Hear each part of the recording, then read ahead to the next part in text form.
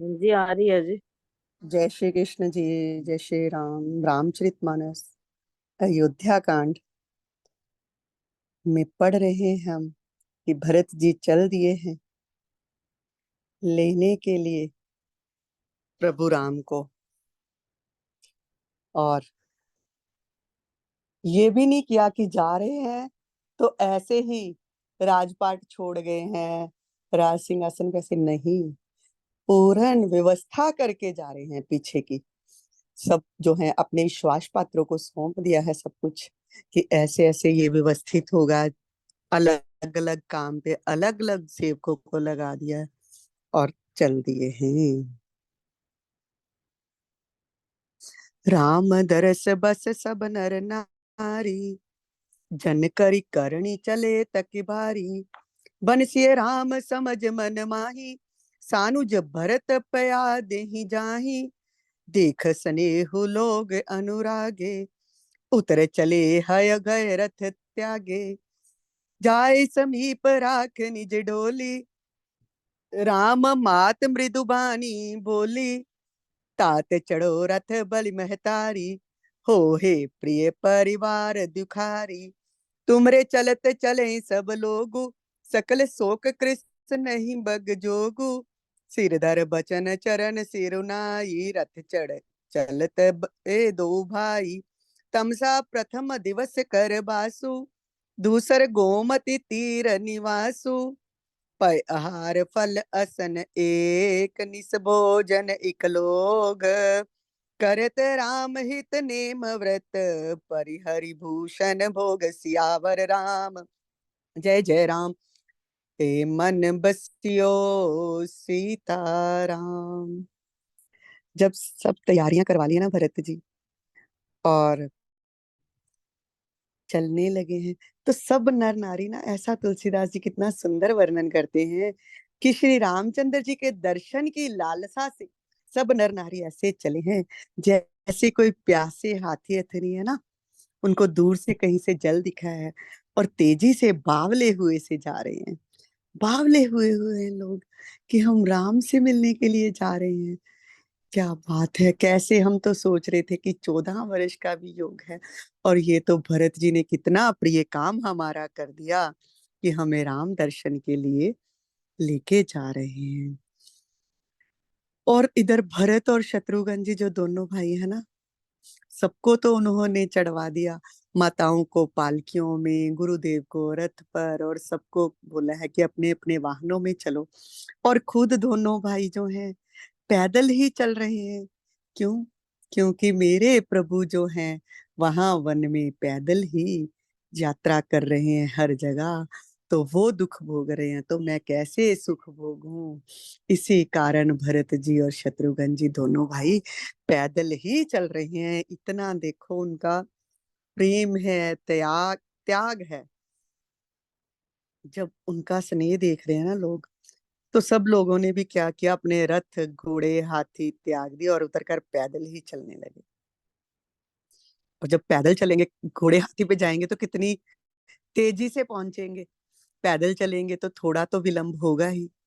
अब जब ये देखा है तो कौशल्या माता जी उतर कर ना अपने रथ से रथ रोका है, उतर कर आई हैं वापस।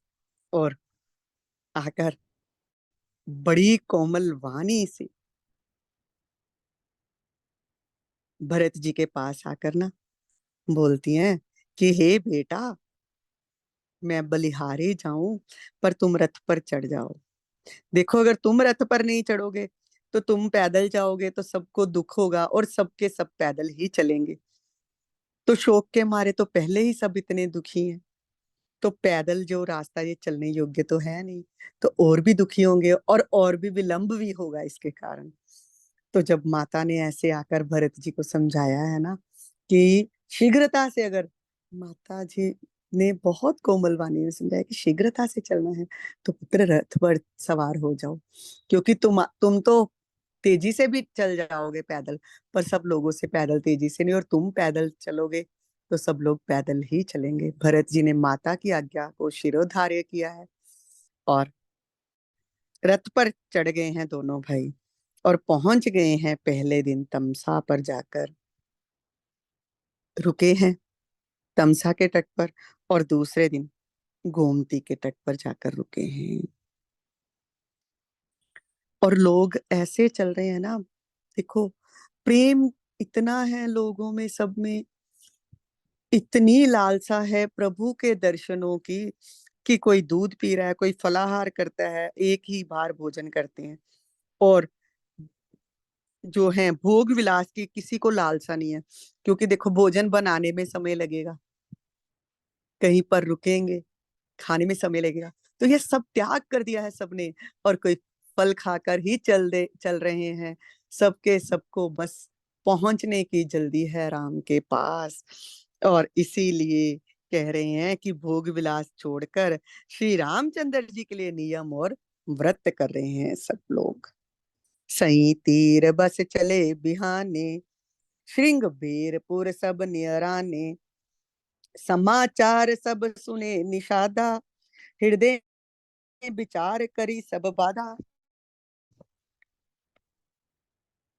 कारण कवन भरत बन जाही, है कछु कपट भाई मन माही, जो पे जिए न हो तिकट लाई, तो कतलीन संग कटकाई, जान सान जरा महिमारी, करो अकंटक राज सुखारी, भरत न राजनीति उरियानी, तब कलंक अब जीवन हानि, सकल सुरासर जुरई जुझारा, राम ही समर न जीत निहारा, का आचरज भरत अस करही, नहीं बिष बेल अमय फल फरही, अस विचार गुंग्याति सन, कयो सजग सब हो, हथवान सहु बोर उतरन, कीजिए घाटारो सियावर राम, जय जय राम मेरे मन बसियो सीताराम। और जब श्रृंगवेरपुर के समीप पहुंचने ही वाले हैं ना, तो जब उधर निषाद राज को पता चला है कि भरत जी आ रहे हैं, और साथ में इतनी सेना, इतने लोग, क्योंकि दूर से ही दिख रहा है, ऐसी आंधी चल रही है, वेग से चल रहे हैं सबके सब। तो निषाद राज को ना एकदम से ये लगा कि भरत जी कपट के भाव से आ रहे हैं, श्री रामचंद्र जी को के साथ युद्ध करने के लिए आ रहे हैं, उनको मारने के लिए आ रहे हैं।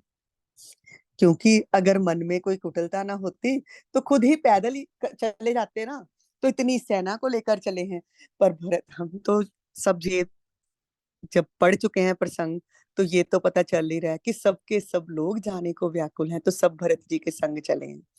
तो निषाद राज को तो ये पता नहीं है ना, तो उनके तो मन में यही आ रहा है कि विष की बेल के ऊपर जो है विषफल ही आएगा। तो कैकेयी ऐसी है, तो भरत भी वैसा ही है। तो इसीलिए वो सोच रहा है कि राम को समाप्त कर निष्कंटक राज करूंगा, इसीलिए सेना लेकर चल दिया है। पर नहीं, ऐसा हम करने नहीं देंगे। उसे ये भरत को ये समझ में नहीं है कि श्री राम को कैसे जीत पाएगा वो, कैसे आ रहा है वो सेना से जाकर। और देखो, पहले तो उसको कलंक ही लगा है, तो अब तो उसको जीवन से भी हाथ धोना पड़ जाएगा, जो भागा आ रहा है राम को समाप्त करने के लिए। ये सोचकर ना निषाद राज ने ना फटाफट सबको अपने बुलाया है, निषादों को, और बोला है कि जाओ, सारी जो नाव है ना उनको जल में डुबो दो, सारी नावों को अपने कब्जे में कर लो, घाटों को रोक दो, कि कोई घाट ही ना पार करे, घाट पार करेगी सेना तो जाएगी ना राम के पास। होए सुंजोयल रोको घाटा, ठाटौ सकल करे मरे कै ठाटा, सन्मुख लोह भरत सन लेऊ, जेत न सुरसरी उतरन देऊ, समर मरण पुर सुर सर तीरा, राम काज शन भंगु शरीरा, भरत भाई नृप मैं जननी चू, बड़े भाग अस पाए मीचू, स्वामी काज करो रनरारी, जस दबलियो भुवन दस चारी, तजो प्राण रघुनाथ न्योरे, दूहू हाथ मुद मोदक मोरे, साधु समाज न जाकर लेखा, राम भगत महु जास न रेखा, जाए जियक जाए जियत जग सो मही भारू, जननी जौबन बिटप कुठारो, विगत विषाद निषाद पति, सबे बड़ाई उछाहो, सुमिर राम माग्यो तुरत, तरकस धन शसना हो, सियावर राम जय जय राम। मेरे मन बसियो सीताराम। जब ये विचार करना निषाद राज ने अपनी जाति वालों को कह दिया है कि जाओ घाटों को रोक दो और सब जो है युद्ध में लड़कर मरने के लिए तैयार हो जाओ। कहते हैं कि मैं तो जीते जी तो भरत को ये गंगा पार करने नहीं दूंगा, तो इसलिए भयानक युद्ध होगा और सब घर से ऐसे निकलो जैसे मरने के लिए ही जा रहे हो। देखो, अगर मैं अपने स्वामी के लिए लड़ाई करूंगा तो अगर मर गया स्वर्ग मिलेगा, और अगर जीत गया तो यश मिलेगा कि अपने स्वामी के लिए लड़ाई की है और जीत गया, और फिर मैं प्रभु का सेवक बनकर नित्य उनकी सेवा करूंगा। फिर कहते हैं कि साधुओं के समाज में जिसकी गिनती नहीं और श्री राम जी के भक्तों में जिसका स्थान नहीं, वह जगत में पृथ्वी का भार होकर व्यर्थ ही जीता है। वह माता के यौवन रूपी वृक्ष को काटने के लिए कुल्हाड़ा मात्र है। इस प्रकार श्री राम जी के लिए प्राण समर्पण करने का निश्चय कर निषाद राज जी चल दिए। अपना तरकश और धनुष मंगवाया है कि मेरा धनुष और बाण लेकर आओ, तरकश लेकर आओ और चलो, सबके सब मेरे साथ युद्ध के लिए चलो। और देखो माता कैसे यौवन अवस्था में अपने गर्भ में बच्चे को जन्म देती है। तो ये यहाँ पर कहा है कि फल, अगर वो बच्चा जो है प्रभु भक्त बनता है तो वो फल सुफल हो गई माता का बच्चे का जन्म देकर। और यही बात वो कह रहे हैं यहाँ पर तुलसीदास जी कि जो प्रभु का भगत नहीं है बन पाया तो उसकी माता ने तो व्यर्थ ही उसको जन्म दिया। माता के परिश्रम को उस बालक ने व्यर्थ ही कर दिया। और यही सोचकर निषाद राज कह रहे हैं कि चलो तरकश और मेरा बाण लेकर आओ, धनुष और मेरे तरकश लेकर आओ और चलते हैं। युद्ध में मर भी जाएंगे तो तब भी कोई हानि नहीं कि प्रभु के लिए युद्ध में मरने पर भी हमारी प्रशंसा ही होगी। और अगर युद्ध जीत गए तो तब भी प्रभु के सेवक बन जाएंगे हम। ये सोच रहे हैं इधर निषाद राज। उन्हें कहाँ भान भरत जी के प्रेम का, क्योंकि बात तो यही लग रही है ना कि कैकई ने, जैसी बात फैली हुई है सब जगह कि कैकई ने जो है राम को वन में भेज दिया और कैकई के पुत्र ही हैं भरत, तो वो कैसे विष की भेल पर सुंदर फल लगेगा, ये सोच रहे हैं। और आगे कल हम जानेंगे कि कैसे पता चलता है उनको भरत जी और निषाद राज का जब मिलन होता है तो कैसे दो प्रभु के प्यारे मिलते हैं और कैसे बातें चलती हैं प्रभु की, राम की। और उस प्रेम का वर्णन हम कल करेंगे। हाँ जी, जय श्री राम जी।